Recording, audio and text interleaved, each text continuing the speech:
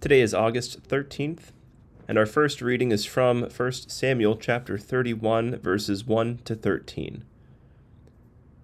Now the Philistines fought against Israel, and the men of Israel fled from before the Philistines and fell slain on Mount Gilboa.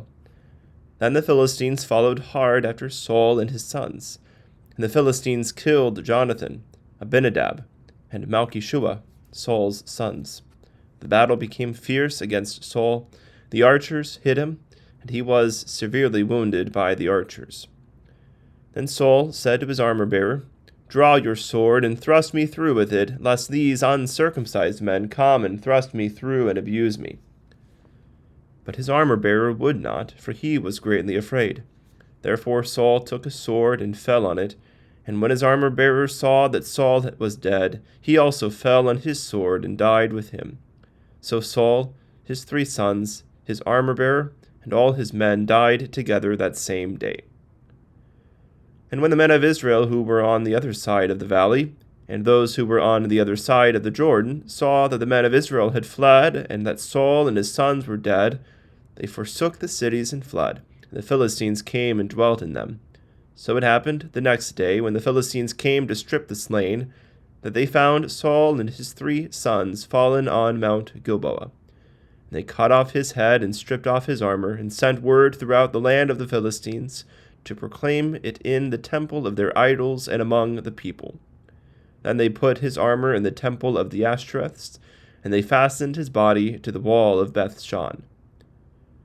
Now when the inhabitants of Jabesh-Gilead heard what the Philistines had done to Saul, all the valiant men arose and traveled all night, and took the body of Saul and the bodies of his sons from the wall of Beth-shan, and they came to Jabesh and burned them there. Then they took their bones and buried them under the tamarisk tree at Jabesh, and fasted 7 days. This is the word of the Lord. Thanks be to God. The second reading is from 1 Corinthians chapter 7, verses 1 to 24. Now concerning the things of which you wrote to me, it is good for a man not to touch a woman. Nevertheless, because of sexual immorality, let each man have his own wife, and let each woman have her own husband. Let the husband render to his wife the affection due her, and likewise also the wife to her husband. The wife does not have authority over her own body, but the husband does. And likewise, the husband does not have authority over his own body, but the wife does. Do not deprive one another except with consent for a time, that you may give yourselves to fasting and prayer, and come together again, so that Satan does not tempt you because of your lack of self-control. But I say this as a concession, not as a commandment. For I wish that all men were even as I myself, but each one has his own gift from God, one in this manner and another in that. But I say to the unmarried and to the widows, it is good for them if they remain even as I am.